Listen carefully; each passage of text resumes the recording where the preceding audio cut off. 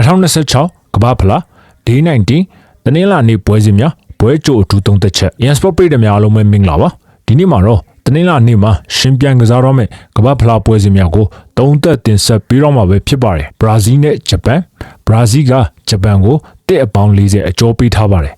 အစင်လာအားဖြင့်ဘရာဇီးကအတားအစီးရထားတဲ့ဆိုပေမဲ့လက်ရှိဂျပန်ကလည်းအကောင်းဆုံးခြေစွမ်းပြနေတာမို့ဘရာဇီးတို့ပေါ့ဆလို့လုံးဝမရပါဘူး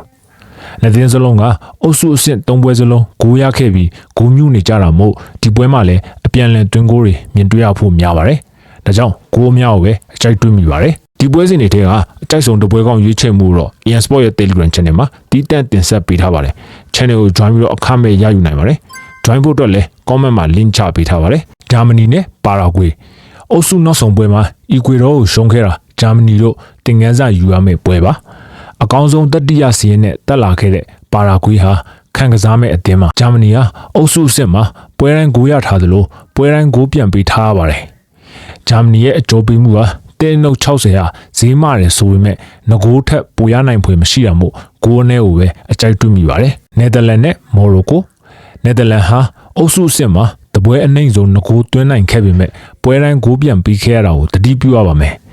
မော်ရိုကိုဟာမာဂျုံမှုရှိတဲ့အသင်းမို့နယ်သာလန်ဘက်က level အနှုတ်80တာပေးရတာလည်းဖြစ်ပါတယ်မော်ရိုကိုဟာပြီးခဲ့တဲ့2022ကမ္ဘာဖလားမှာတတိယနေရာလူပွဲအထိတက်နိုင်ခဲ့တာမို့ short တွက်လို့လုံးဝမရပါဘူး